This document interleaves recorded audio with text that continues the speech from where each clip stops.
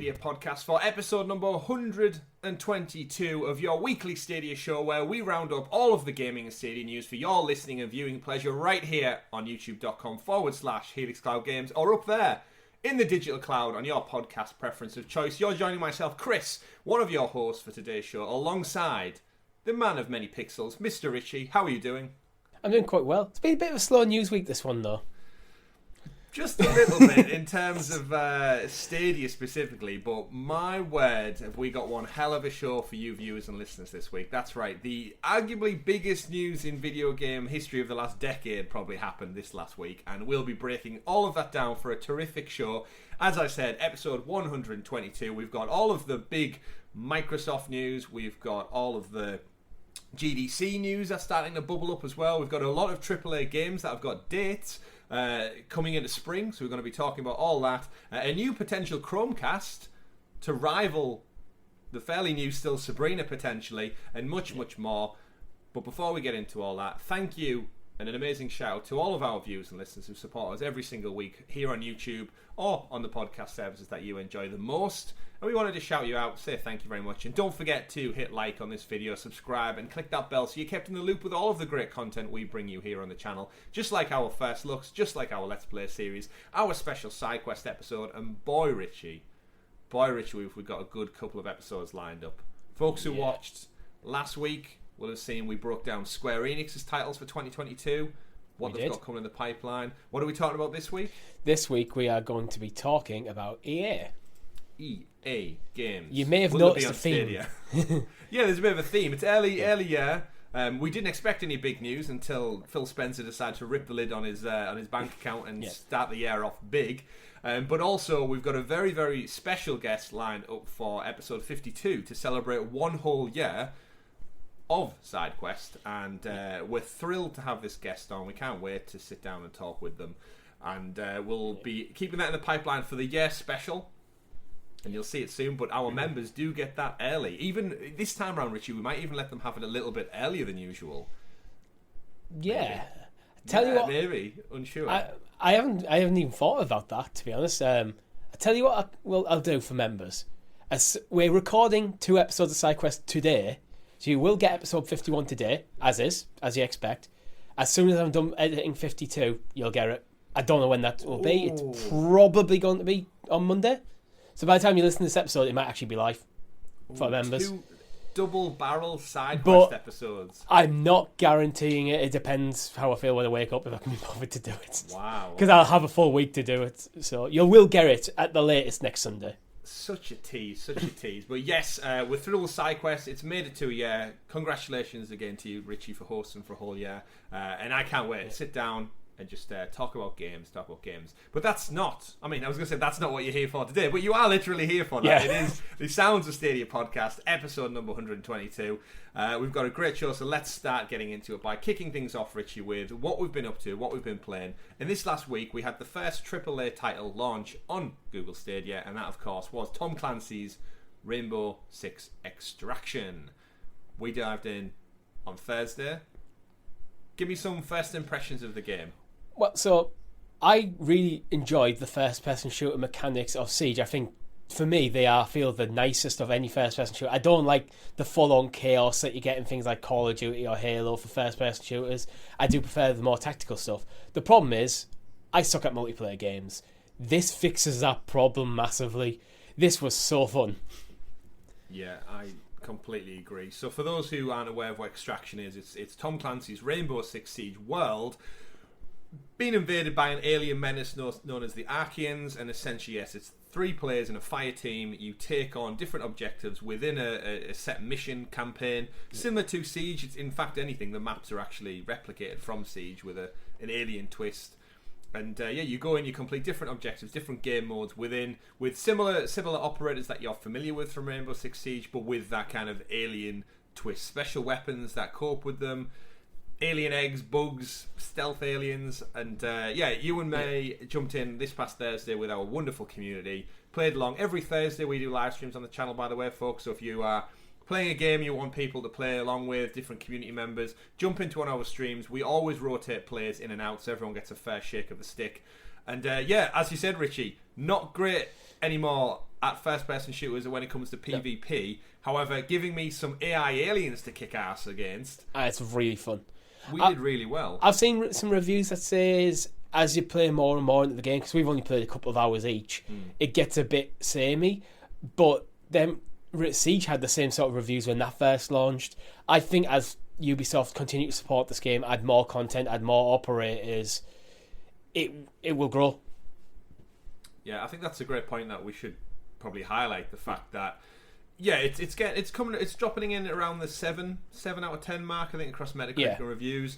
A lot of the gaming podcasts I listen to throughout the week, everyone who's played it has said they've had an absolutely brilliant time. But then it peters off as they play more. Yeah, naturally. But as you rightly mentioned, Rainbow Six Siege is in its 6th year, and Ubisoft has supported it crazily well. Yeah. So I'd imagine with Extraction we will see seasonal events, different game modes, and of course the player base as it stands is huge because of the introduction of Game Pass and its full cross-play. So even when we played, I think the first game we teamed up with someone on PC who was playing via Ubisoft Connect. So there is room there for development, but from what we played, I had a great time. I think what I noticed? You know what I actually noticed? Because I've got Ubisoft Plus now for Extraction. I jumped into Ubisoft Connect on PC and just to see what was there and just have a bit of a mooch around. And I could launch Extraction through Ubisoft Connect on my PC using Stadia. Yeah, I could launch it straight to Stadia, which is that's pretty cool. Seamless. It's almost like click to play. It really, really works. So we'll most certainly be playing more of Rainbow Six Extraction. As you said, Richie, yourself and me picked up Ubisoft Plus subscription for the first time because on Stadia the game was coming in at like £44.99, and I'd imagine what we've got out of the game. Does that merit the... I think that's a bit steep for what the game is, to be honest. I think it's a £30 game. It feels like you can see this had its initial intentions as being probably DLC or another game mode in Siege, and then as the ideas grew, they spun it off into its own thing. But it doesn't feel like a big AAA title standalone. It's a very good game. I do think it's probably the £30-35 mark is probably about right. So it's a bit on the high end, but Ubisoft Plus. I would agree, and we've had discussions about this, about different free-to-play games and how Battlefield 2042 was asking for a full £60, $70 when Warzone is free, and how does just an online experience stack up against a paid content? Yeah. The thing is, though, if you're going to put hundreds of hours into this game, that price is just a drop in the water. Completely true. So it really comes down to, I think with multiplayer games and games as a service, stuff like this, it all comes down to how much time do you think you'll put into this game? Do you think it's worth the price for entertaining you for that length of time? Yeah. And I think with Extraction, for me, I would really be interested to see in a world where it probably had a campaign, because it does feel like the narrative of the Archeans, it has more of a story element to it, like what happened with the invasion, what happened with the Siege team and the crew who were going in, and it just feels like in another world it would have been priced at £60, but it would have had a full 10-12 hour campaign of missions, extracting teammates, learning about the Archeans, where did they come from, what is their reason for being on our planet, how the government deals with it. And yet instead we get a little cutscene at the beginning of the game, and then it's kind of go kill bugs. You know what would be cool? Give me a crossover with the Division 2, so you can run the story stuff through who the Archeans are, why they've turned up for like the Division, and then you can keep Extraction as is, very focused on the multiplayer, getting in, playing through the map, jumping into the next one.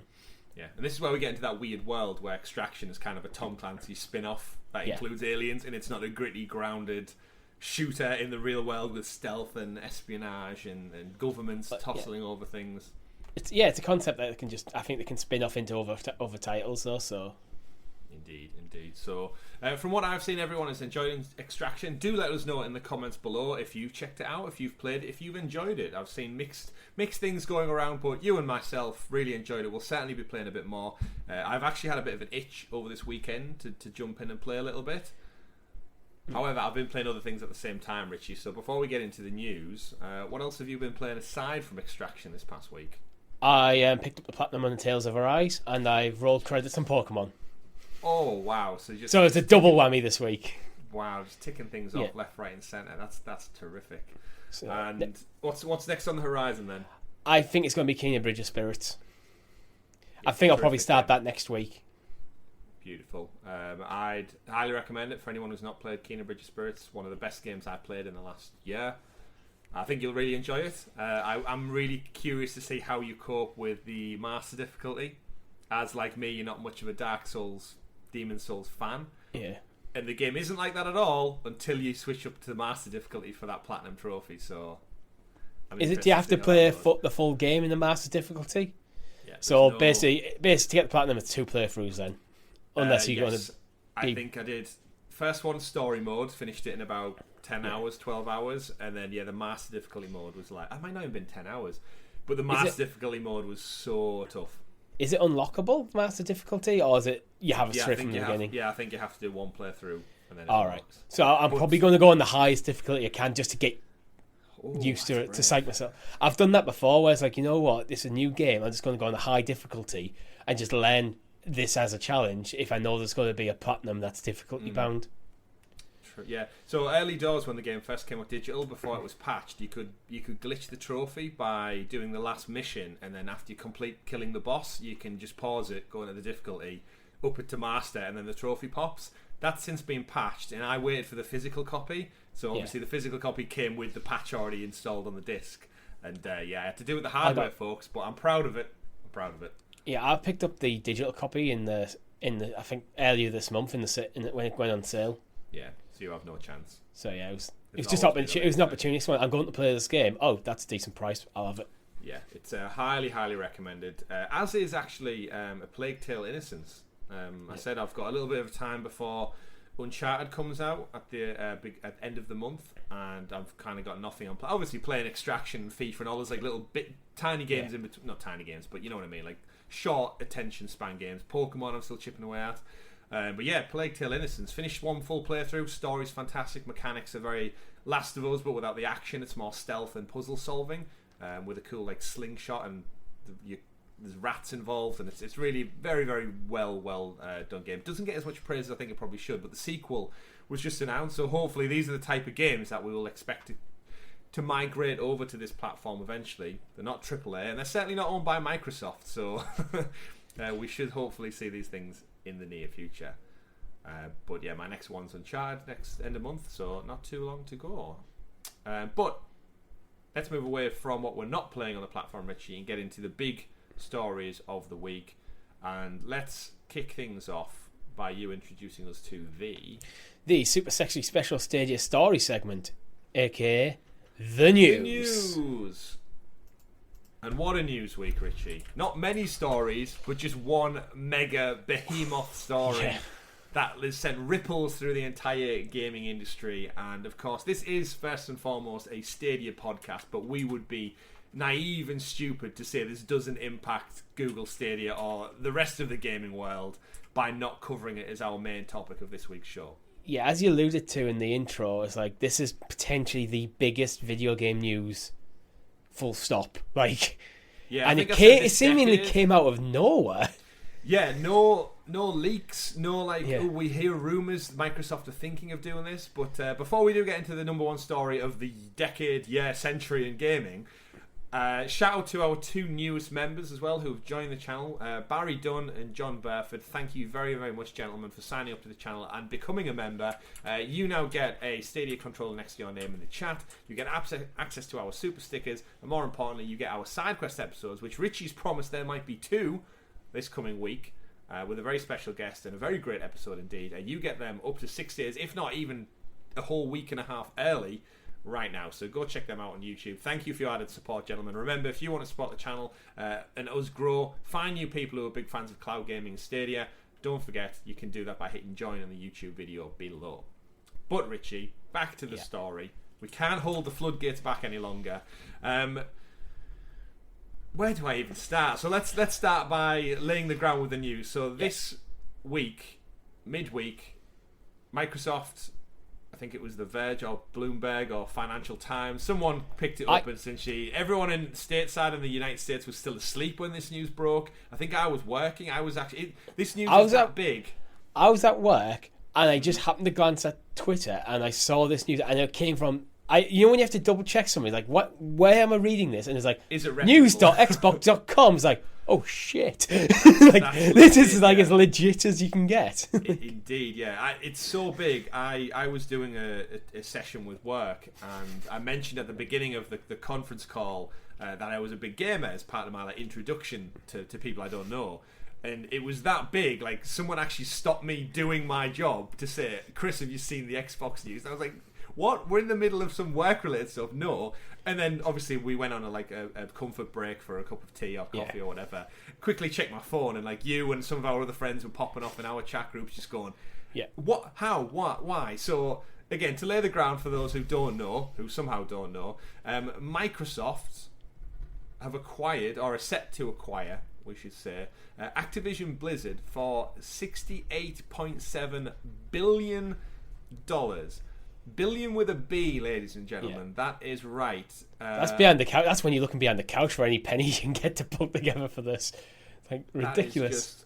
It is, yeah. It's absolutely insane. So to put that in a concept, I'll read from the Microsoft, the Xbox blog and facts. So yes, as a team, we're on a mission to extend the joy and community of gaming to everyone on the planet. We all know gaming is the most vibrant and dynamic form of entertainment worldwide, and we've experienced the power of social connection and friendship that gaming makes possible. As we pursue that mission, it is incredibly exciting to announce that Microsoft has agreed to acquire Activision Blizzard.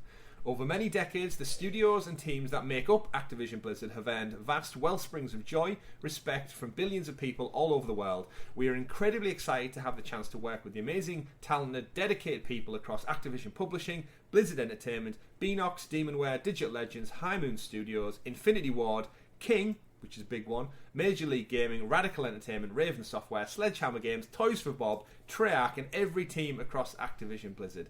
Until the transaction closes, Activision Blizzard and Microsoft Gaming will continue to operate independently. Once the deal is complete, the Activision business will report to me as CEO of Microsoft Gaming. And of course, I could read on. Definitely head over to the blog to check the full article in its entirety. But Phil Spencer... My first take on this is last week Take-Two announced they're going to buy Zynga for like 12, 13 billion, and Microsoft turned around and went, hold my beer. It's like... Yeah, hold my beer indeed. Yeah. So, we're going to be talking about this for a while. We need to break it down because there's so many different caveats to this. It's a very complicated story. There's lots of facets to this. So many much. I think we should start off by saying if you're somehow unaware of Activision's IP and what they own, is we're talking right off at the bat, at the top of the pile is probably Call of Duty. Yeah. Microsoft is set to acquire Call of Duty. I think we did over Christmas, actually, Richie, we did the top selling Christmas games of, the number one Christmas game for the last 20 years. And Call of Duty has been consistent for, I think, the last decade or so, bar maybe one or two missed ones. But NPD reports, Call of Duty is like the best selling game of the last decade. Yeah. It's per year, every year. Even the bad Call of Duties still are the top-selling games of the year they release. That just shows you how much Microsoft have just acquired in just one IP. There's a reason why Activision just turned everything they acquire into a Call of Duty support studio, because Call of Duty makes them so much money. Any other games, regardless of how profitable they are, just don't even come close. Which is sad. I've got views on. I don't particularly like, but. Whatever. Yeah, we'll get into all that, of course. Yeah, so Call of Duty is one of them. They also, as part of Blizzard, they have World of Warcraft. Well, we should just say they have Warcraft full stop. So true, yeah. Because that means all the entire Warcraft franchise is now going to be under Xbox. Yeah, all the old which is very interesting, actually. Yeah, I've seen loads of people say, does that mean they'll come across the console? Now, yeah, I've heard that. I've heard that take as well. Warcraft 3 Reforged was done absolutely tanked, so it's entirely possible that Xbox will look to fix that. Yeah, potentially even take the series forward. Well, Warcraft has kind of been on a decline. I think it's one of them games that's been around for so long. It's just natural that it would decline. But I also think the controversy stuff, which we've never really talked about, because we haven't really talked much about Activision Blizzard on the show. I mean, unfortunately, it's Activision, bad guy. Activision, Bobby Kotick, and there's a lot of the people in there, not good people. That's the short summary of that. But I think that has pushed people away from World of Warcraft. Mm-hmm. And Blizzard are no longer the well-respected company that used to be. So this is one of the interesting things that we could see. We could see Blizzard go back an upward swing, because they also have other franchise. StarCraft is huge. Yeah, indeed. Yeah, Diablo, also huge. Overwatch, also huge. Yeah, there's so much. I mean, Overwatch 2 obviously is still in development. We don't know when that's coming out, which is going to fold in the original game into the sequel as well in some form. But there's so much, and we should probably say as well before we get into the really meat and potatoes of this story, is that like we're covering it as part of the Stadia show because Microsoft and by proxy xCloud and Microsoft Gaming this move has a definitive impact on not only Sony, PlayStation, Nintendo, but the future of Stadia and Google, because they're taking franchises potentially, most likely, off the table for ever coming to this platform. Well, the reason it's impactful is like Stadia has no legacy with these brands, and we'll get into what Phil Spencer's came out and said regarding the other platforms in a while, but it's taking more of the cake away from what potentially Google or Amazon or GeForce Now could even have on their catalogue. So yeah, and what other IP, Richie? My biggest kind of take from the whole thing as a huge Crash Bandicoot fan and Spyro fan, PlayStation mascots back in the day, they're now owned solely, or will be solely owned by Microsoft, which is the most ironic twist of platform mascotteering I've ever seen. This is almost akin to like Sega buying Mario. Yeah. I don't think it's quite. I don't think in terms of at the time of the PlayStation 1, very much Spyro and Crash were very much the PlayStation mascot. I don't think they are anymore. They've well past that. Mm-hmm. So, but imagine back in the console wars, like it's weird. It's not like Sega buying Mario. It's like Nintendo buying Sonic is probably a better fit. If Sonic is now becomes a Nintendo mascot, it's so kind of weird. It is. It really, really is. It's like if Marvel turned around and said, "We've acquired the rights to Batman," and it's like, "What?" But he's your It's so there's so many weird things, but kind of digging into that, we know there's, like you said, Diablo. There's Tony Hawk's Pro Skater series was just revived, and then immediately Vicarious Visions got pushed to be, I think, the Diablo Sports Studio at the moment, potentially. Yeah, it's one of those. Yeah, they are. It's that one. So I guess that obviously, as a whole, Microsoft is set to acquire some of the most beloved franchises in gaming history. Yes. And then the legacy that and the money making that is Call of Duty, World of Warcraft, Overwatch, like these are unto themselves, they are multi-million-dollar making IP without everything else. When Microsoft bought Bethesda, this was a huge deal. It was a massive thing. Oh my god, this is like earth-shattering. That makes this look like a speck in. It's a drop in the pond compared to this. Like Activision, this is like Sony buying EA, and going, FIFA is now going to be a PlayStation exclusive. It's bigger. It's that sort of tier, it's... Yeah, so to keep breaking... Again, we'll probably jump around quite a lot because, like you said, there's so many angles in this. Tendrils to pull on from this one. Another thing which you alluded to slightly there is the studios that have been folded into Call of Duty support, and I think the way Phil Spencer, future CEO of this mega Microsoft Xbox corporation, is that he can revive previous IP that Activision owned, but more importantly, give studios, I think, a breath of fresh air and life. So like Toys for Bob, Beanox, as you said, Vicarious Visions, who worked on the Spyro and Crash reboots and the Tony Hawk's one, they no longer, you'd like to think in theory, have to just work as a Call of Duty support studio. So hopefully this, as much as it'll be really weird if Crash Bandicoot is not on PlayStation going forward, the fact that the marsupial actually gets to live on rather than just stay stagnant in support Call of Duty in a weird way, it fills me full of hope that these franchises are not just going to die absolutely. a death. I mean, Microsoft in the past, when they've bought studios, they've pretty much took a hands-off approach and gone, you know what, you report to me, but you're doing good things, crack on with them.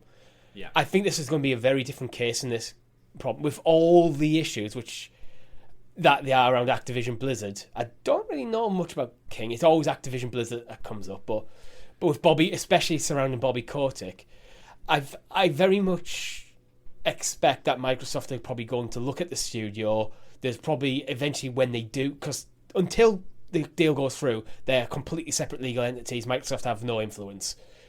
When the deal goes through, I think Microsoft are probably going to do a top to bottom review of every single studio. There's probably going to be a lot of layoffs get rid of the toxic people.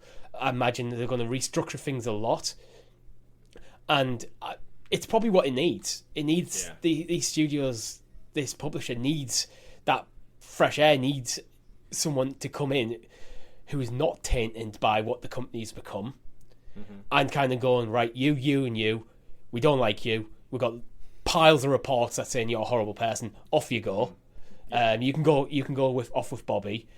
You guys are all good. We're going to hire some new people in, maybe move some people from our other studios to help really ramp these back up. And then we're going to look at the catalogue of games and going, right, what can we do with this? I think Toys for Bob, Vicarious Visions, especially like the Crash remakes and the Tony Hawk's remakes, well received. Like, okay, you guys go back to doing that.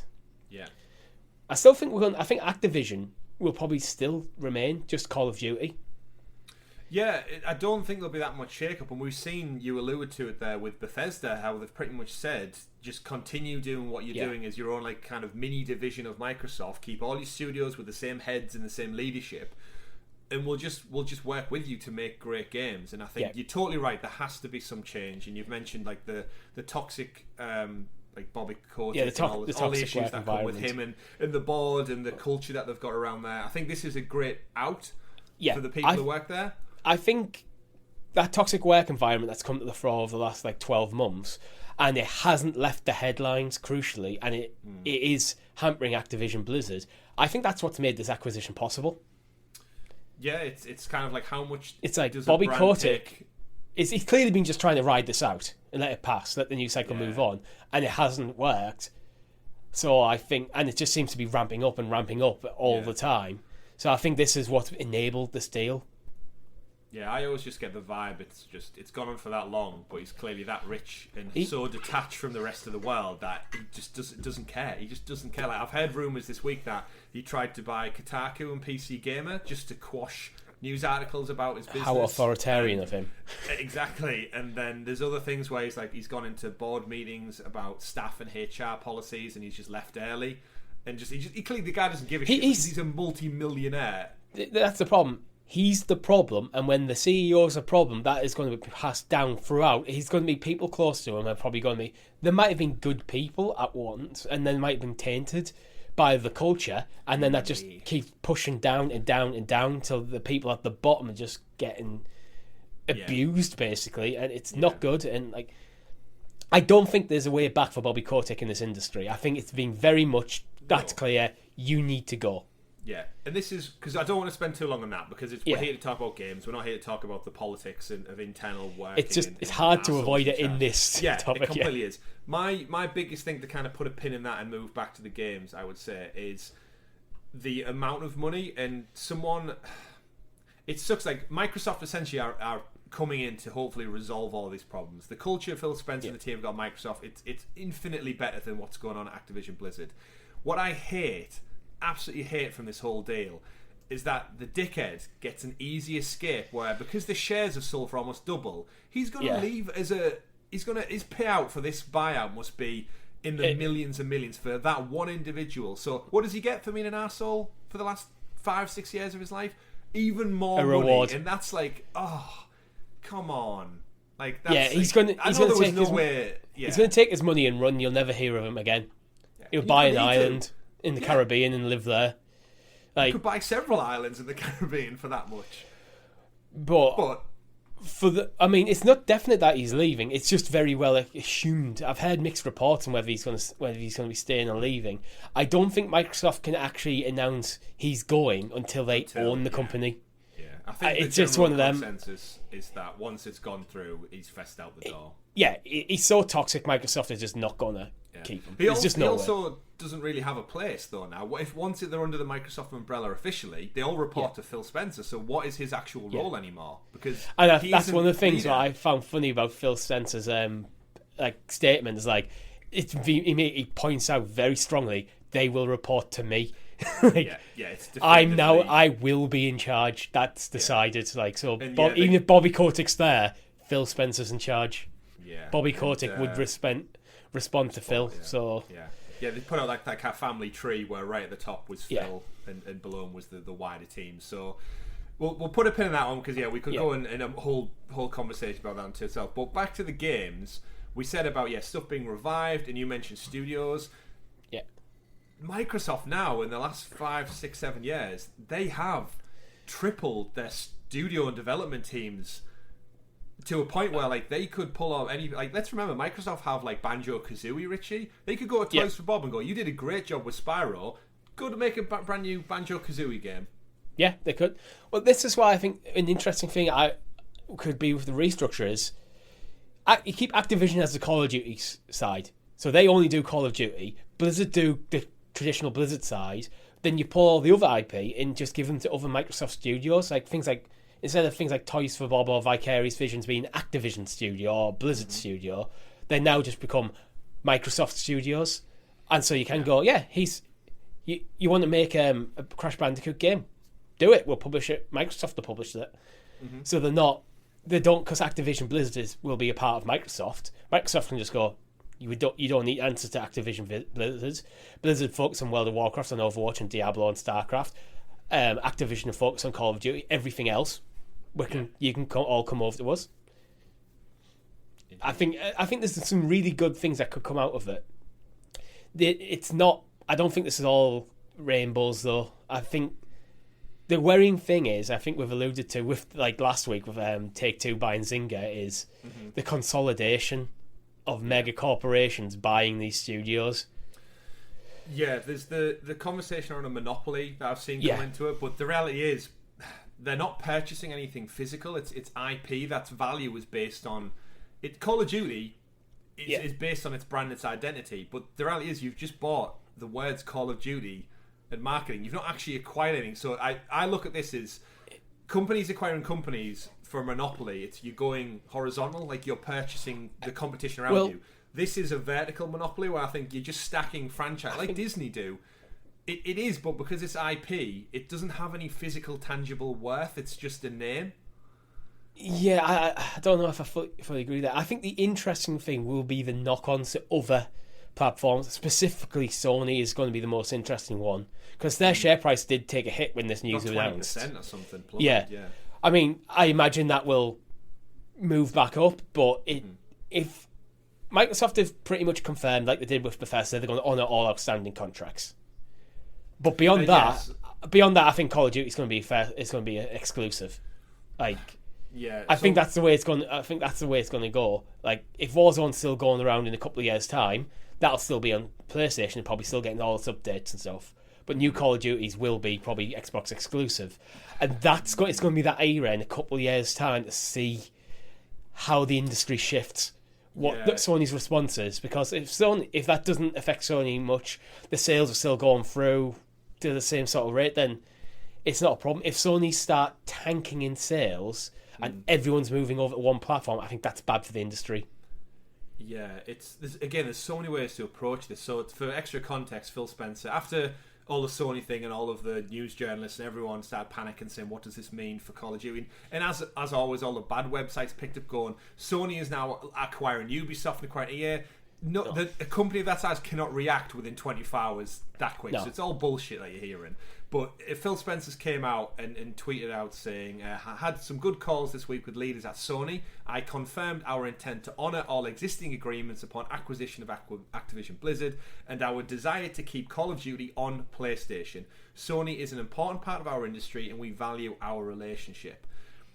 There's a few other things he said in the last few days, and one of them was, if you recall, Richie, he said many, many moons ago now, our competition isn't Sony and Nintendo, it's Amazon and Google. It's these tech and Tencent. It's these tech conglomerates.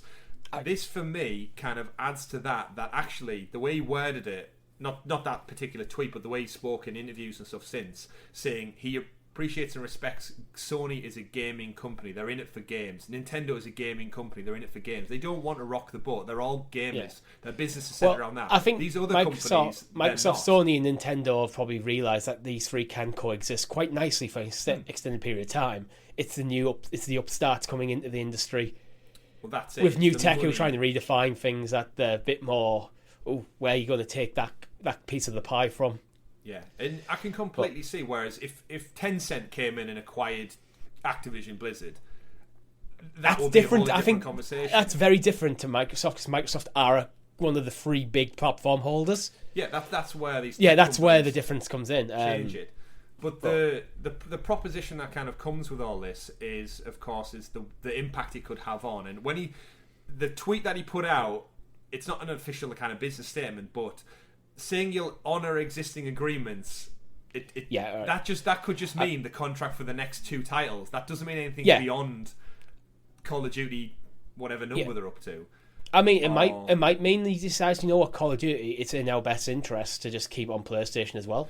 Hey, it makes like $250 million per annual for PlayStation, so there's money to be made. But Call of Duty might then just go, you know what, PlayStation, you can have it. It's going to be $60, $70 to buy, or you could come over, buy an Xbox and you have it on Game Pass for free. Yeah. But from a Stadia point of view, I think this kills any chance of Activision Blizzard stuff coming over. Yeah, so that's our next biggest thing to kind of keep it relevant to the podcast, of course, is we've theorised for a while, like, Call of Duty probably won't come for some time because of how much support it requires, because it's a huge game, but like Warzone, and similar reasons Fortnite. There was no rumours around anything Activision or anything Blizzard or anything King coming to Stadia. Not at all. And so now that they're being bought by Microsoft they don't have a vested interest in keeping it and bringing it over. No, and I think you're totally right. So from a Stadia point of view, it's Microsoft and Google. As Phil said, they're bigger rivals in his opinion than Sony is to them. But then you've got the added element of the legacy on PlayStation. Call of Duty's been there from its inception. Yeah. Minecraft was there on PlayStation already, and Microsoft done a great job at supporting Minecraft across these brands. However, Google Stadia, Amazon Luna, and GeForce Now as well, because they don't have Activision titles currently, as far as I'm aware. There's no precedence. It doesn't exist. So there's no benefit. As Microsoft clearly see the future of gaming in the cloud, and I predicted that the current Xboxes might potentially be the last box of that style. You might move over to like a dongle that you plug into a TV, similar to Chromecast. That's rumoured, But I think the whole buying a game or putting a disc in a drive or downloading it, I think Microsoft see that as there's a clock ticking on that. Which is why they're interested in what Amazon are doing, what GeForce Now are doing, what Stadia are doing, and what they've just effectively done is taking basically made a monopoly for Call of Duty in the cloud. It's like, you can't have this unless you pay us an extortionate amount of money, which you're not going to do. I mean, no, they're not. The amount of money they've just dropped on Activision Blizzard is probably more than Google has spent on Stadia. You don't spend $69 billion to then give it to a direct competitor. Yeah. Who, there's no legacy of these games over there. Yeah. I think, so it's not bad guy. Right. It's not even like bad guy Microsoft pulling this away from Sony. It's just like, no, you just can't have our things. Yeah. Again, honouring existing agreements. I think, as you said, things like Warzone, like Lives as Service games. I think the entire back catalogue of Call of Duty games, Modern Warfare and stuff, they'll always exist. And I think you're totally right. This could be a case of, in a few years' time, once they have full ownership, there is nothing to stop them saying it's exclusive to Xbox, the new game. You can still have your Warzone, you can still have your Minecraft, but anything new... Warzone, we're going to keep supporting Warzone like they keep supporting Minecraft, but Call of Duty Black Ops 9 is going to be an Xbox exclusive. Yeah. And I think the other thing we've not really touched on yet is I could see them still playing fair and saying, right, if you want to buy this year's Call of Duty on your PlayStation or whatever, it'll cost you £70. Yeah, this is the point I actually made. I could see Sony saying, actually, or Microsoft, going to Sony and saying, we'll still allow you to have Call of Duty, so you'll still make your per box unit sale. However, we'd like xCloud on the PlayStation 5. We want Game Pass over there. Yeah. And I can see that's something they could do. Use this as leverage and go, you know what, Sony, you're interested in Call of Duty. We're happy to bring it over, but it comes with Game Pass. Yeah. And you can take a percentage of all the Game Pass sales on your platform. Yeah. And you know what? With someone who's got a PS5 and that doesn't own an Xbox. I'd love Game Pass. I would love Game Pass on my PS5. That would be so fucking cool if I could just go along the apps to Game Pass. It solves so many problems for me as a gamer, because I've said many times the reason I've never bought an Xbox is because their first-party exclusives don't particularly interest me, where Sony's have, and the third-party stuff is equal across the board for the most part. So I've always went Sony rather than Microsoft, and I can't really afford two boxes. If I could get Game Pass on Sony, on my PlayStation, that solves all my problems as a gamer. Yeah, you're committing to the box for your exclusives from Sony. You get the benefit of all this. Sony gets the money for the console and their exclusives. Microsoft gets the monthly payments for Game Pass. And just throw Stadia streaming tech into the mix to finish it off. I mean, this is the dream cloud gaming offers us, right? The ability to jump around without the console, but we're not quite there yet. Like, cloud gaming is in such its infancy.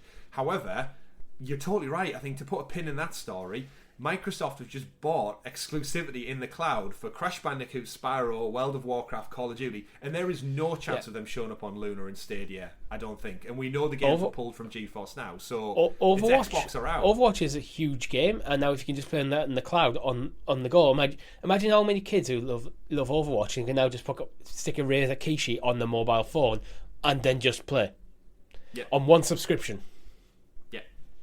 Yeah, it's insane, and we'll get to Game Pass in a bit, but I do want to spend a bit of time, Richie, just talking about the sheer amount of money this cost. 68.7 billion, and to put that into context, we actually said when we covered the Zynga story last week, Disney paid George Lucas, or Lucasfilm, 4.4 million for Star Wars. Yeah. The entirety of Star Wars, 4.4. The reality is, gaming is the biggest growth entertainment market. Activision Blizzard are probably the top. Maybe if you take for revenue and stuff. Maybe Sony's first party exclusives are up there, but I think in total this deal makes Microsoft third place in terms of the overall rankings. I think Sony are sat at number one. I can't remember what the number two was. For the revenue of gaming, it was. But as a single publisher, I think they're definitely in Activision Blizzard, definitely top 5 on their own. Yeah. So that's like huge. That's probably at minimum 10% of the gaming industry you've just purchased. Yeah, so you'll again, they're going to need to make the money back at some point. You can't just go throwing cash around this without a contingency to make it back over the next few decades. Microsoft owned Candy Crush. Like, the fact that Candy Crush is on the official marketing for this purchase shows that how much Candy Crush is still raking in the money. If you look, Richie, at the mobile gaming charts, Candy Crush has been top for like 8 years now. Like, it's not going anywhere. It's the top downloaded, played game. So and what this does now is that's just a money spinner for them. Yeah. And this now adds mobile gaming to Microsoft's division, because in the past they haven't got like they've got mobile games, but not like a focused division that's raking it in. So and now won't talk about that much. Well, they've got King, so if Microsoft want to publish anything mobile division, they just give it a King to do. Yeah, done. Definitely, it's getting done. But the money, I did have a little chuckle to myself a few times this week with all I know where you're going here. Different journalists who they round it up. So 68.7 billion, like I said, 4.4 for Star Wars. 68.7 billion. I saw loads of articles round it up to 70 billion. I don't think when they wrote that headline, they can comprehend the difference. You can't round up a number by $1.3 billion. Like, I know. People can handle 68.7. Like, you don't need to round up to 70. It's not going to make it sound any better or worse. Not at all. If we put that into like coins, Richie, if you're going to round it up, go for 69. Yeah. If I got 1 billion coins, $1 billion coins, Statue of Liberty on them, I know the people in the States don't like them, they prefer the notes, but if you got 1 billion of them coins and put them in a room, like, it would just fill the room tenfold. Times that by how many you've rounded up by, so 1 million coins. 1 billion, you'd need I don't think a human being can physically comprehend how much money that is. So journalists out there, you can't just round up by a billion because it's just an astronomical amount. In fact, the difference they've rounded up could probably purchase half of the rest of the games industry. If you went to any studio and went, oh, I've got to spare 1.3 billion, you could buy anyone. How much did Sony pay for Insomniac? Like 300 million? And you just rounded up by 1.3 billion. You could buy Insomniac 5 times over for the amount you've just rounded up. Right. I found a nice comparison point. Do you want to know what the GDP of Croatia is? So the gross domestic product of an entire country, 55.97 billion. This deal's worth more than Croatia. Oh dear. Stadia's out in Croatia, right? I don't know off the top of my head. I just googled some random European countries and what the GDP was to find a good comparison. Yeah. That's the sort of level we're talking. We're talking like the gross domestic product of countries. Well, at what point does capitalism get scary, Richie? Oh, well past that. Well past that. Like I said, Taco Bell wins the franchise wars from. We're at the point where it's so ridiculous. It's not scary anymore because the numbers are incomprehensible. They just don't mean anything to poor me and you. Who January is a long month, and I don't know about you, but I'm running out of funds for the month of January. I cannot wait till payday next week. These sons of bitches up here, they don't have to worry about that once. What we're talking about here is Microsoft could have effectively made like 6,000 millionaires with this money. Just get 6,000 people and go, there's some money. You're now a millionaire. Have fun. Congratulations. You no longer have to work. Oh, we can dream, Richie. One day this channel might take off and Microsoft might look to acquire us. But until that day, let's wrap up this story because there are some other stories of the week and Stadia stories. We'll be talking about this for months to come. Yeah, because, I feel like we've only just scratched the surface. It really does. And I hope you're enjoying the conversation, folks. I kind of still do want to hang on it a little bit longer, though, because the impact then this has on Game Pass, which arguably is a competitor to Stadia Pro. Not, although we say competitor, it has to be used so lightly now because Game Pass, the value of Game Pass... They're not comparable. Like Game Pass, like Stadia Pro is comparable to PlayStation Plus. Game Pass is its own thing entirely now. It's in its own category. Like, of course, 25 like million the Bethesda, I think now. the Bethesda deal pushed it into its own category. To be honest, this is just now it's way front. Game Pass is by far the best value in gaming. Like, it's 100%. Not even close. If you one of the people out there who's lying to yourself and saying, "Oh, actually, Stadia Pro's got really," it doesn't. Come on, if you have not played games for a long time, one of your friends said, "I'm looking at getting back into gaming. I've got an itch for it. Where do I go?"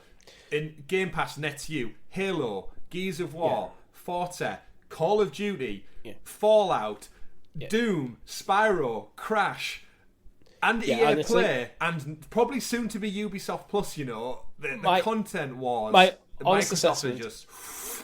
If one of my friends or colleagues or family members came up to me and went, "Richie, I'm interested in getting into console gaming. Where do I start?" I go, pick up yourself an Xbox Series S and get Game Pass. That'll get you in. That'll get you in the door. And then again, xCloud is obviously combined with that to a certain degree. Yeah. Once xCloud gets out of its kind of like, I know it's not in beta, but that once xCloud gets on the level of performance Stadia and GeForce Now with their next tier are able to put out, you with a dongle stick, get your xCloud Chromecast stick for 50 quid and you get access to Game Pass on you. And smart TVs will have xCloud on in the future. Yeah. Game Pass is just phenomenal. And like, and again, we're both PlayStation centric gamers. Yeah. And you can say like this blows away any bias that I might have because Xbox is killing it with Game Pass. If one of my colleagues came up to me and went, "Oh, my kid wants to get into gaming, what should I do?" Xbox Series S is currently £249 on Amazon. Game Pass is £7.99 a month. That's what you do. £7.99. That's Netflix money. That's just a subscription fee that people just used to paying. Like, yeah, it's. I mean, again, it's like in today's world, I the last 2 years have probably questioned purchasing games day one more than ever because now they're getting to that £70 mark. It's getting tasty. It is, yeah. It's that point where it's like you're pushing. And not pushing close to 100, but £100, like £70, £80 for like maybe a collector's edition or a deluxe edition, and it's like, you know what? And if it's a smaller title that you might only get like 40 hours out of, that's a lot of money. Yeah, where I've been playing a lot of JRPGs and like regularly clocking in 100 hours on games, so it's not too bad. I think the nice for me is £1 per hour. It's a good metric. But again, with Game Pass, like you said, why would you pay £70 for this game, £70 for that game, £140 within 1 month when you could pay less than a tenner and get 80 titles, if not 100 titles, I think are on Game Pass right now. The value's insane. Game Pass is about £100 a year. It's £95.88 a year. Yeah. If you get a monthly subscription, that's 2 games. Less than 2 games. Yeah, it's less than 2 games. So. Yeah. Damn it, Microsoft! You've broken the gaming industry. I like having physical games. It's so weird. And again, we know Sony are going to come out, but Game Pass, and the reason it all ties back in with Stadia is because as a direct competitor in the cloud, this is the type of shit they're dealing with. Like, you have to combat this, and I think they all can coexist. We know that, but in terms of throwing your money around and acquiring the right content to keep people subscribed month in, month out, when people now go, oh, I've finished Halo Infinite, I might cancel Game Pass this month. Then they go, oh, you know what, Call of Duty's out this month. And then you go, oh, I might cancel next month. Oh, Spyro's out next month. Crash Bandicoot's out next month. Then there's Microsoft have that many studios. They can keep Game Pass having fresh content in circulation, like Netflix do, like Amazon Prime do, so you never cancel that subscription.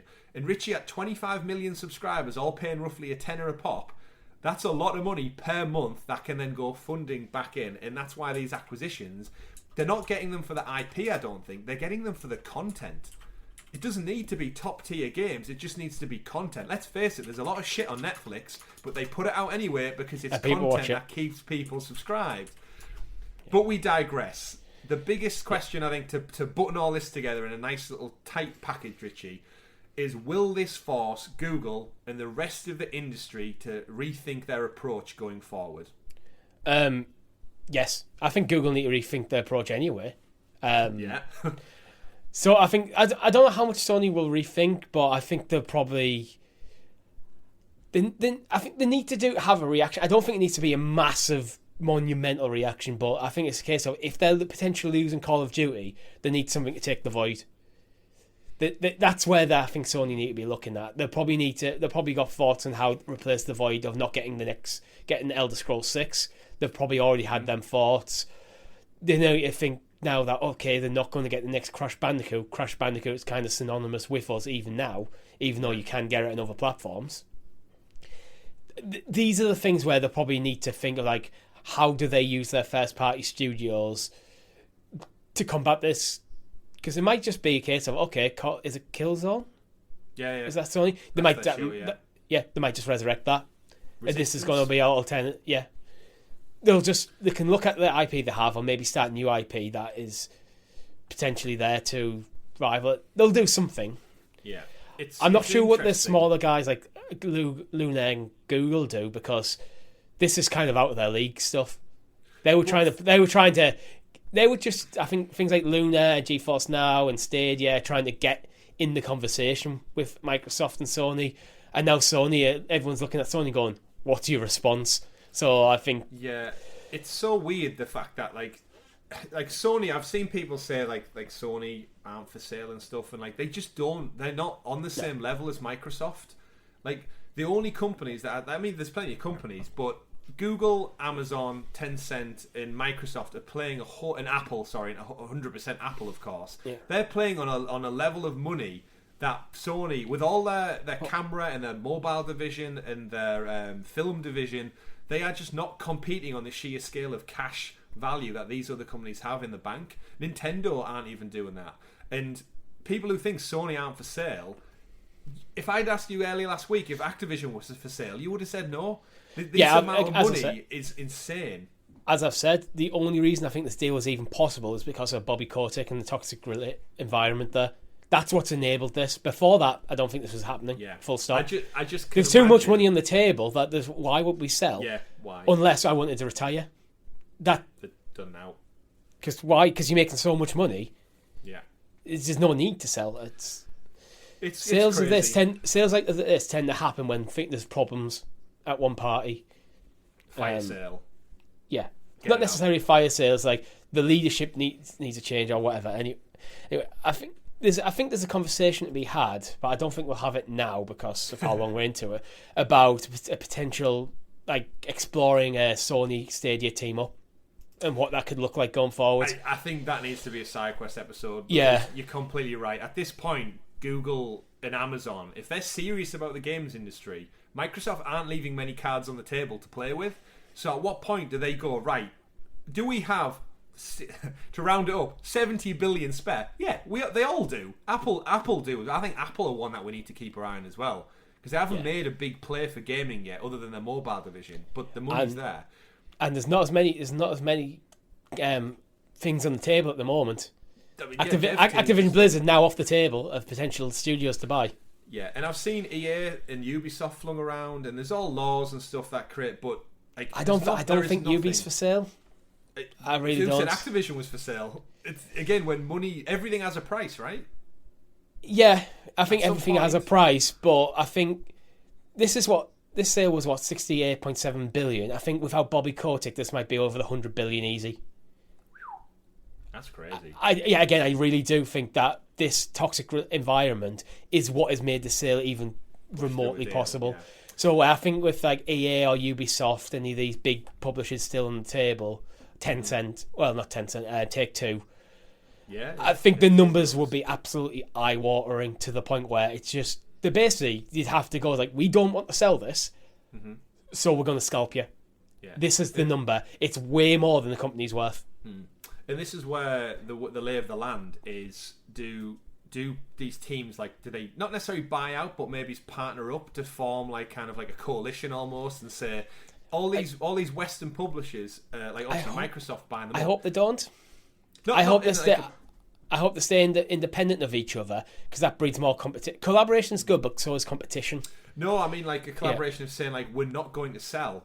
Say the Asian markets, you've got you've got Square Enix and Sega and Konami. If they all say it's not in our almost culture talking to sell up. These mega corporations that are still on the table for these third party publishers are going to form almost a union. You know what? If you want to negotiate with one of us, you have to negotiate with all of us. Yeah.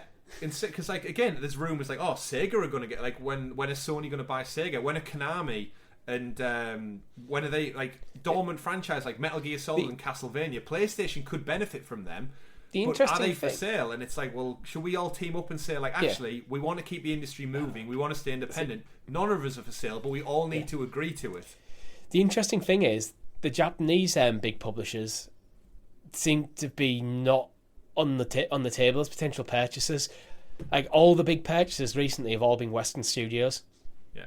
Well, remember, Microsoft tried to acquire Nintendo decades ago, and Nintendo invited Microsoft board out to Japan, laughed at them, and sent them on the plane back.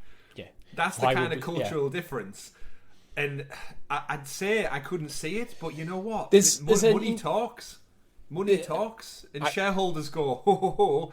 Yeah, give us it. Sold. That is true. But there's the last point on this I'll make is there's a interesting tradition in Japan where they try, even big corporations tend to be family run. Yeah. And quite often the CEO of a company, if they might adopt a 45-year-old man into his family, give him his surname so it stays in the family. Mm-hmm. So I think there's things like Toyota and Suzuki still run by people called Toyota and Suzuki.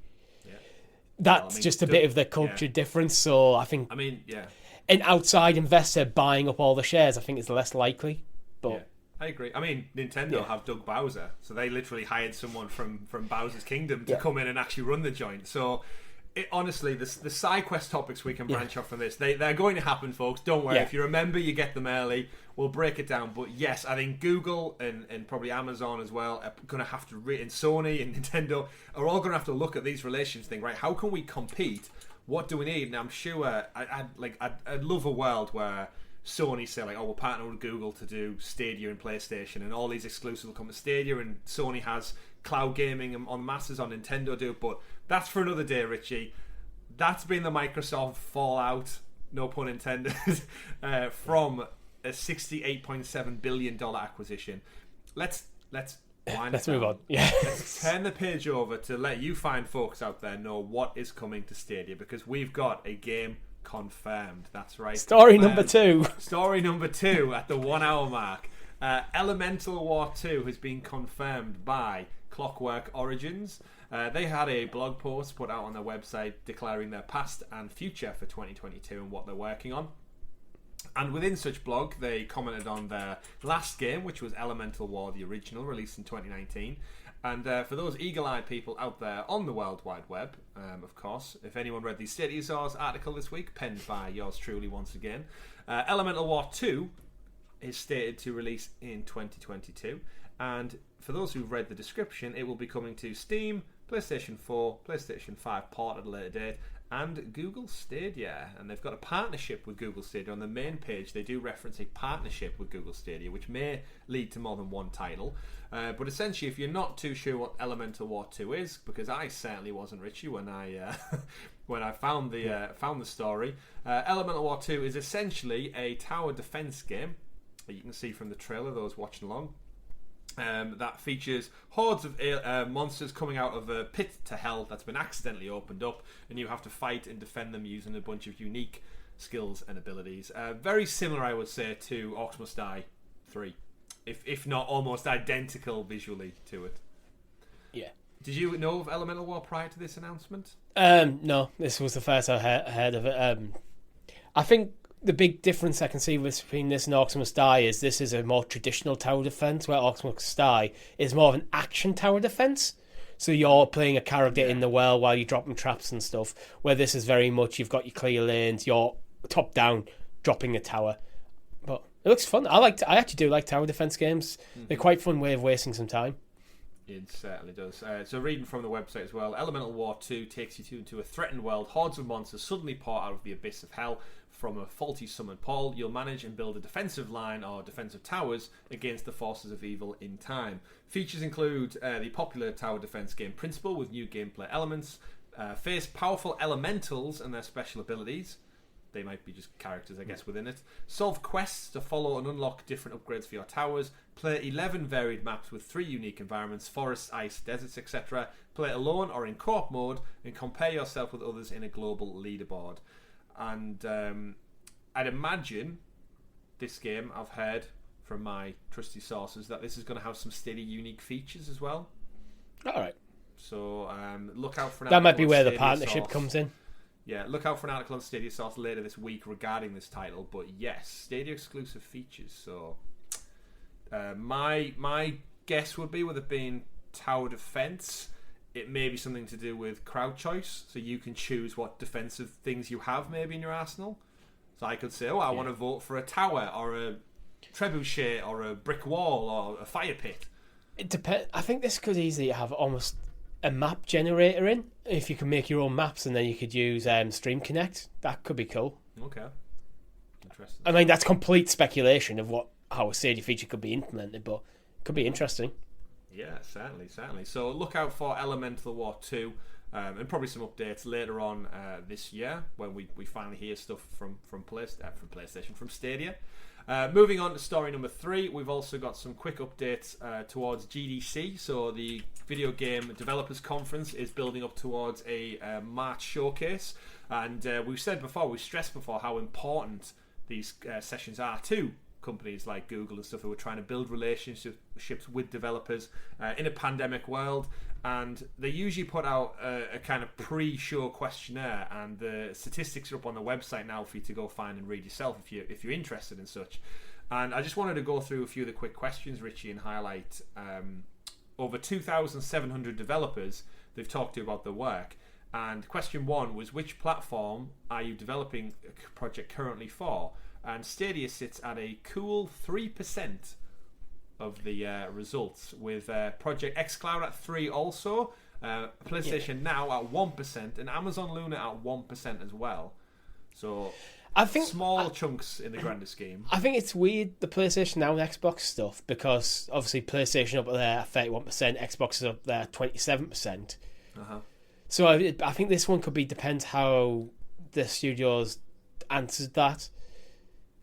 So it's, although PlayStation now, I think it's probably quite low. I think the xCloud numbers, I think, might be published lower than they probably actually are. They might not be intentionally developing for xCloud, but the development could go that way. Yeah, indeed. Yeah. They then follow that up with which platforms will you be developing and your next project for? And to break that down, focus on cloud as well. We've got xCloud's in at 4%, Stadia's at 3%, PlayStation now 2%, and Amazon Luna at 1% as well. Although Linux is at 8%, so it's interesting how this graph broke down into the Linux thing. Platforms. I think it's getting boosted probably by Steam Deck. Yeah, true as well. We should point out in these graphs, and again, go look at the statistics yourself, but it breaks everything down. It's like PS5 and PS4 are separate, VR headsets are separate, so this is a very broken down graph of like very niche gaps, but 3% for Stadia. Moving on, we've got which platforms most interest you as a developer right now. Stadia clocks in at 5%, xCloud at 8%, and Amazon Luna at 2%. So interesting to see Stadia a little bit higher than Luna, although I can see Luna beta. So I was just about to touch on that. I think Luna, that's the problem. Luna is only available in the US. If when Luna gets its full launch, I think them numbers might spike up a bit. But who knows yet? Like, the big takeaway here is cloud gaming is kind of low down the priority list. Mm-hmm. I think that one genuinely will grow over the next few years. Yeah. But how high it goes and who's in that mix is yet to be seen. Indeed. They ask a few other questions, because remember, these questions are to the developers, so these are the people making your games out there. These are arguably the most important people that matter. Forget Bobby Kotick, these are the boots on the ground people who are doing the grunt work and making your precious hobby a reality. And the next question is, do you think Valve's Steam Deck will be a viable gaming platform long term? 36% said yes, 17% said no, and 47% said unsure. My take on this is, I'm with the current revision. I think long term is a no, but I think more revisions will come in the future. Yeah, indeed. Which is probably why you get so high in unsure, because it's a case of, I've imagined a lot of developers looked at the specs and going, it's fine for now, but in 5 years' time, 10 years' time, what they're going to do. So if it's a success, which it's looking like it's going to be, and then Valve keep making iterations on it, Steam Deck 2, Steam Deck 3, and so on in years, so that's one where I think it really depends on how people read what they think Valve might do. So. Another fun one to come out of this was interest in cryptocurrencies, NFTs. So are the people making your games that bothered? That because the publishers would make us think so. If the publishers are interested, the developers probably don't care. We'll see. What is your studio's interest in cryptocurrencies as a payment tool? Very interested, 6%. Somewhat, 21%. Not interested, 72%. There it goes. What is your studio's interest in NFTs? Like, not cryptocurrency, but NFTs. 7 very interested, 21 not, somewhat not interested, 70%. So it's good to know that people numbers. Making our games they're not that bothered about crypto. Not in the slightest. And then it goes on to ask loads of other questions as well. It's actually a shame there's not more questions focused on cloud gaming, which I think there was on last year's report. If I remember, I think there was a few more questions asking about the future cloud gaming, but I think cloud gaming is a thing that they're all consciously aware of now. The first few questions kind of show you can kind of pretty much take all the info you need about cloud gaming out of that, where it's still low priority. Yeah. People are interested in it. The interest is probably growing year on year, but it's not there. It's not widely adopted in the consumer space, so it's just... Yeah, indeed. It's a slow burn. It'll catch up. Yeah, we know it's a slow burn. The future is a slow burn in general. But that was from the GDC Developers Conference Pack. That's interesting. And there's a little caveat side note to this as well. As we creep towards GDC, you'll start to see loads of little companies pop up with listings and agendas. And picked out from this week, there's a company called Backtrace who they host digital events. And one of them they're hosting in the next coming weeks in February. It's called a one-day virtual game developers summit. So it's kind of like an online, basically get together. And one of the speakers is for the speak presentation leaning into the cloud native, and that is Ryan Bartley of Google Stadia. Will be presenting on the agenda. So that's in between people from Epic Games, the Unity engine, There's somebody else. There's a panel discussion with Epic, Google, and some other companies. So again, Stadia is still out there, and they are going to be out there. And I think this GDC could potentially be more important to them than the first one was, because they're working against the tide now, I believe. So we'll have to see what the future holds with that one. But moving away from GDC, Richie, onto the next story of the week, we have a lot of games got announcements this past week, which great for me as a gamer, not so great as a Stadia player who is yet to really hear about what the hell is going to happen in the next few months. Now we have Rainbow Six Extraction, AAA, out the door. We know about Ubisoft's Avatar game, which is scheduled potentially back end of this year. Yeah. Nothing else. So to clarify the news story, we had WWE 2K 2022 got a release date for March 11th. So that is just over. Well, actually, it's actually under 2 months away now, which is quite a quick turnaround for a WWE game. It's like surprise. I know they didn't do one last year. Yeah, but that goes back to, we have 2K games on the platform. We have WWE games on the platform with Battlegrounds, albeit it's rubbish. Yeah, 2K's being on the platform. I think they didn't support NBA 2K very well. So there's that caveat. At all. At all. Is it 21 was? Well, I mean, I think 22 didn't come. Yeah, I think 20. I can't remember off the top of my head. One of them was very much poorly supported, and then I don't. So I think there's that. It's worth mentioning that as a caveat for 2K. Anything 2K. Yeah, I think we got 20. 21 was not kept up to date with patches and updates, and 22 didn't come full stop. Yeah, for the NBA. But again, it's a different studio. It's under the 2K banner. We've got a wrestling game, but we don't know anything. 2 months out till release, folks. It's available for pre-order everywhere else now, and looking on Google Stadia storefront, nothing there. So that's one. And moving on to the same story, but the next one. I'm thrilled to announce, Richie, that Lego, the Star Wars Skywalker saga, finally locked in a release date after many, many delays and pushback. It's been 5 years in development. It will be releasing on April 5th from WB Studios, which, if you're curious, we did an entire SideQuest about Warner Brothers games and why we believe this year is a great year to get them on the Stadia platform, because they've got an absolute slew of games coming out, from Hogwarts Legacy to the Skywalker Lego games, to Arkham, not called Arkham, is it? Gotham Knights and Suicide Squad. All we have on the platform from WB is Mortal Kombat. Yeah. So there's a kind of weird relationship there, and we should also caveat that, remember, we do have Arkham Knight running on Stadia's white label tech through AT&T. So Warner Brothers are working with Google behind the scenes. We just have nothing in the pipeline for this year. And the reason this almost worries me in a way, Richie, is now the year is starting to... February is on the horizon, ironically, with Horizon from PlayStation as well. Yeah. The games are going to come thick and fast now. So this is WWE in March, Skywalker Saga in April, not counting all the other games out there, and we've got nothing.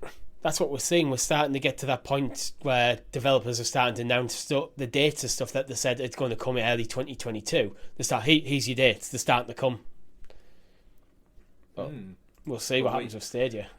But this is it, and this is where silence doesn't work. And as we creep into February, we're creeping close to a year to the day since their last announcement, which was closing their first-party studios. They've not said anything since then. No Connects, no E3, no Game Awards. In fact, Richie, have you seen this week they've been getting some crap because their Twitter account hasn't even been tweeting? Rainbow Six Extraction launched this week, and the Stadia official account didn't even acknowledge it. That's interesting. Nothing. Yeah, there was no Collect Extraction today on either Ubisoft Connect or Buyout, Ubisoft Plus or Buyout Right. They did a retweet of a video prior to launch. But this might be them adapting to Grace being missing. Potentially. But should someone not be checking the social feeds and ensuring that, the only AAA launch of the year we've got a date for, nothing. Yeah, actually, their last tweet that is on January the 14th, which is 9 days. 9 days ago. 9 days ago from the time of recording. For a global Twitter account from a massive corporation like Google. Yeah. Or You expect basic daily tweets. yeah, I mean, yeah, daily. Even if it's just keeping engagement levels up, we put out as many tweets as we can. But either way, we digress on that one. Hogwarts Legacy has also had a bit of an update. So there was rumours that it's going to get delayed. Possibly WB thinking their slate for this year is too busy. However, they've came out and they've reiterated that we've heard things about it's in some kind of trouble and stuff, J.K. Rowling aside, and all of that stuff. But they've announced this week that no, it's still on track to be coming in 2022, and we'll see more. So again, this is another title from WB that we don't have a locked-on date outside of 2022, but for an open-world action RPG Harry Potter game, I'd like to think we should be. Again, we've said on SideQuest and stuff before, Richie, but we're in the third year now. Yeah. Why are we being kept in the dark about what games we get to play this year? Yeah, I think this is probably the weakest January for Stadia in terms of announcements of things coming to the platform, because we haven't had any. I mean, next week we'll get our pro games for February, which will include Life is Strange Remastered, which I know it's coming in February, but it should have been out in September last year. So it's not like this is a great news. This is a delayed game that we're hopefully going to get as pro as promised in February. Aside from that, I don't think aside from Avatar, there's anything we know about for the next 11 months. We can't wait till probably November for Avatar. You need to have something coming. Oh yeah. How the hell are we going to do another 30 podcast episodes if we don't have any I for one think Elemental War 2 looks great, but it isn't quite the level of Star Wars, Harry Potter and Batman in gauges of interest. It's one of them games, if it comes in pro I might jump in, have a bit of fun, but if it doesn't come to pro I'm probably just going to pass on it. No offense to the developers, but there's other games that coming that are going to take my time, and my time is limited, so Indeed. But moving away from games, let us know if you think we'll hear anything. I don't know, by spring. I don't want to put a date on it, but it's got to be soon, right? Like I said, the next big one is March with the WWE title. We don't know. But let's talk about some games we do know about, Richie. This last week, if you checked out our good friend John Scow from Four Scars Gaming, he did a fantastic interview with one of the developers for 100 Days, the winemaking simulator, and it recently we reported it last week, but it got touch input controls on Stadia, and it works terrifically. But if you go and watch the interview, there's some great points that they picked out on there, just highlighting a bit of a peek behind the curtain with the world of Stadia. And one of them was within their initial contract of the game has the option to go pro after 6 months. So we've kind of got that now. If you're looking at games that might come pro for February, you might just want to look back 6 months and see what games released on the platform back in the day. They also confirmed that the game wouldn't exist without the help of Stadia and the publishing team, because they were short on cash flow while they were making the game. They needed an X amount more. They had a word with Stadia and the Stadia Makers program, and they managed to get funding for the game to be created. So it's a really good interview. I won't take all the time away from it, because I definitely recommend go checking it out as part of John's show over there. Really insightful, and Yeez, who was the developer who tweeted about Direct Touch before, we've covered on the show. He was just so honest and engaging, and knew all the right kind of ways to describe things and working behind the scenes, put it into layman's terms for you and me who aren't video game developers. It's just really interesting to listen to, so go check that one out. Really good to see. And that kind of follows on to our next story, which is Darkside Detective. Over on Twitter, the Darkside Detective Twitter account posted out asking people who was enjoying Fumble in the Dark. Of course, was one of your January Pro games. Have you been checking out the new Christmas case? We did a Let's Play series of it, Richie, a few Thursdays back. Really fun. Lent our voices to them. And naturally, we said from the beginning that this point-and-click adventure would be great with direct touch input. Well, hopefully we won't have to wait too much longer, because they've confirmed on Twitter that we'll hope to have direct touch available by the time the next case drops on the platform. Awesome. Terrific. Awesome. That's like 2 bits of news there, really. You're getting another case on the platform, and you're getting direct touch. Yeah, indeed. And I think when we actually booted the game up, there was the 2 coming soon we did, case slots. We did predict it. It is like there's 2 empty slots. So yeah, huge prediction there. Yeah. What are the lottery numbers this week, Richie? Well, there's gonna have some numbers between 1 and 50. That is true. You're not wrong there. Win the lottery, and then we can buy Activision back from Microsoft. Well, wouldn't even come close. I don't think the lottery goes that high. No. Final quick stories for the week then. WatchDogs Legion has wrapped up. Ubisoft confirmed this week that now the final DLC is out. A spokeswoman for the team said, "The game has grown by leaps and bounds with a ton of content to explore, from a sprawling near-future city to an action-packed online mode. We couldn't be prouder of the game we've created, and we appreciate all of you who've joined us on this journey in London over the last year." Basically, Richie, WatchDogs Legion is done. Yeah, and it was expected. Quite frankly, I think the franchise will be done for quite some time now. Yeah, they keep with every Watchdog. They keep trying to reinvent Watchdogs. I don't think they know what it is. No, and I think the timing of this was terrible. Like what was it? You put Immortals: Phoenix Rising, a new interesting looking IP, and Assassin's Creed in the same month as this. It's like this looked like the weakest of the three, and yeah. And unfortunately, I think the Ubisoft almost put it out to die. Like, I mean, it felt like that. Like, as someone who's got the Platinum Trophy, it just... The biggest thing I didn't like is it didn't have a main protagonist. You played as random people, which I could see it would work in other games, but when your first two entries in the franchise have been a story-focused narrative with one person, to suddenly go, oh, play as this guy, and if you don't die, have, you just don't continue have the story with another randomer. Yeah, you don't have that. I see what they're trying to do, but when you lose care. that connection to your main character, it's like you don't care. You don't care. It's like TV shows when they've got too many characters. You don't commit to one. So someone dies and it's like, or someone leaves the show, and it doesn't matter. It doesn't matter. Of course, Bloodlines was the last expansion, which had like the zombie mode in, which I think was them trying to pivot and do something fun with the world, because London looks beautiful and like the game is fun to play. It's just you don't give a shit about the story. That's the reality of it, and it's in London. It's our capital home. We should love it, but they tried something. It didn't really work. It didn't. Watch Dogs 2 for the win. Go play Watch Dogs 2. Lovely sunbaked San Francisco, loads of fun, and a compelling main protagonist as well, and on sale everywhere as well if you want to pick it up. Part of Ubisoft Plus. And then final news story for the week, Richie. We'll wrap this one out with a nice little one. We don't know much on it so far, so we can't talk too much. But Google are reportedly preparing a new Chromecast device powered by the Google TV software and interface. Richie, you and me both have the new Chromecast with Google TV. Do. I love mine. I love how snappy the remote is. It works so much faster. I don't really use it for Stadia because I've got my PC and my other Chromecast Ultra set up. However, the rumour is, reading from 9 to 5 Google, that they've found some documentation and broken down an APK file for something codenamed Boreal, or I guess it's Borealis maybe? Boreal, I'm not too sure. No specs or other clues are currently available, but the fact that it's running on the Google TV specification, it's kind of leaning towards potentially being a different Chromecast device. Yeah, I think it's likely. I mean, I think having a two-tiered device in the Chromecast space has always made sense for them, and with the price of the Google TV, that's closer to the original Chromecast than the Ultra, despite that spec-wise it is actually outperforms the Ultra.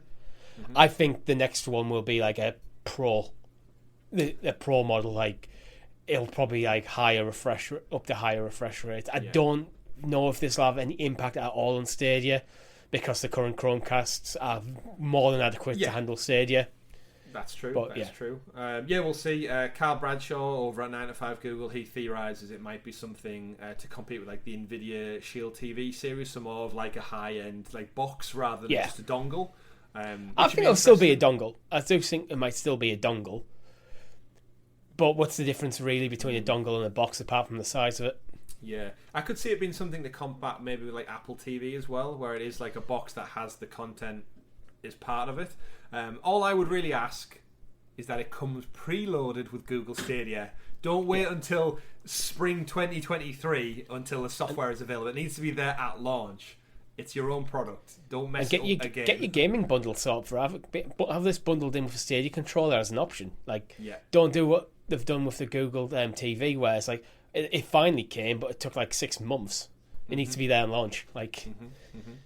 Indeed. But we'll report on that as we learn more. Yeah. And to round the show out, Richie, I wanted to look back at the NPD software reports for the entirety of 2021. Best-selling games. So we've got the top 10 list. And I just want to break them down just as we reminisce and look back. So, best-selling games from the MPD group, for 2021. So all of last year. In at number 10, Super Mario World 3D. 10. Not including digital sales because Nintendo doesn't report on them. Number 9, MLB The Show. Number 8, Resident Evil Village. Stadia game. 7, Mario Kart 8. The evergreen Mario Kart 8. If you want to know why Nintendo don't bring out a Mario Kart 9, this is why. They don't need to. Evergreen, of course. In at number 6, Marvel Spider-Man Miles Morales. In at number 5, surprisingly, Battlefield 2042, which I haven't heard a thing about for over a month now. You have to remember though, there's a lot of hype going into that game. Because it kind of fell off massively. Mm-hmm. That still counts to a lot of sales. Yeah. Look at Cyberpunk. How much Cyberpunk sold, despite the state it was in outside of Stadia and PC. How much must EA and Battlefield be kicking themselves that they didn't land the plane perfectly? With all this stuff going on with Microsoft and Call of Duty, Battlefield could fill that void for PlayStation or anywhere else. And Battlefield had the potential to be number 1 this year, I reckon. Yeah, it really did. Moving on to number 4, we've got the combination of Pokemon Brilliant Diamond and Shining Pearl, which makes sense. Bear in mind, that game came out in December. So that's impressive. And again, not including digital. So however many digital would have bumped it potentially up the ladder. Madden NFL 2022. And then in at number 2, Call of Duty Black Ops Cold War, which came out in 2020. So when we spoke at the beginning of the show about how big Call of Duty is, this year's Call of Duty was the only thing to pip last year's Call of Duty to the number 1 slot. Vanguard coming in at number 1. And we have Microsoft now there's no mention of Warzone and everything that Warzone's raking in. Yeah, that's a whole separate thing. So the biggest takeaway there is there's one Stadia game in Resident Evil Village, which isn't the best, but the market is so split. I do believe Miles Morales is everyone who picked up a PS5 picked up Miles Morales. Everyone who picked up a Switch picked up Mario Kart, probably Super Mario World 3D, and possibly Pokemon. Again, different markets. Pokemon, I think, is always going to do well. Just the nature of that franchise is huge. Yeah. And when you look at best-selling games for December and stuff, you've got Guardians of the Galaxy was in there, and FIFA's there, of course, as always, and Madden and other sports titles. Yeah. And the biggest thing for me, we've said it time and time again, Richie, but pushing forward into this year and next year and the year beyond that, Stadia needs to be at a point where it's got more than one game in this top 10. It's got 10%, that's it. And it's been out for 3 years. So going forward, it needs to have the Battlefields. It needs to have... Oh, do we have Madden? Is Madden on? Madden has potential. Madden is on Stadia. So 20% of the titles are available. Yeah. But yes. Work to be done. It would appear, Richie. But that's all we have time for. Yeah. Unless you want to say that extra little bit there. I was just going to say, for the titles in this exclusives, I'm not sure about MLB The Show. If it's almost like exclusives matter to some degree as well. To pulling but so that means at least 50% of this list is gettable. Well, was gettable. Yeah, not anymore, Microsoft. Thank you very much for that. But that, ladies and gentlemen, has been it for episode 122 of the Sounds of Stadia podcast. Thank you, as always, for joining us as we go through our cloud adventure together. We do appreciate you supporting the channel, myself, Richie, and Tom, as we play games, talk about games, love video games and the industry at large, no matter how much money is flung around. Don't forget to like, subscribe, and hit that bell if you haven't done so already. And do please share us with your friends and other fellow Stadia and cloud gaming players out there so they can find our content, we can improve our content, and we can bring you better stuff week in, week out. Don't also forget that you can join us over on Thursday as we play video games as part of our weekly live stream events. Join in, play along. We do a multitude of games and we would love to have you there just as much, Richie, as we'd love to have them in our Discord chat. For loads of lovely conversation with fellow like-minded gamers such as yourself. Final point from me, don't forget to check out SideQuest. We're going to potentially have 2 episodes of one with a super special guest. We're going to be talking about EA games and what they could mean for the platform in 2022. Now Call of Duty is off the table and all the other titles that come with that one. But more importantly, special guest for our annual anniversary celebration of episode 52 of SideQuest. It's been delightful. My name's been Chris. I've been Richie. We've been Hideous Cloud Games, bringing you Sounds of Stadia. And remember, ladies and gentlemen, play whatever makes you the happiest. Have a great week. Goodbye.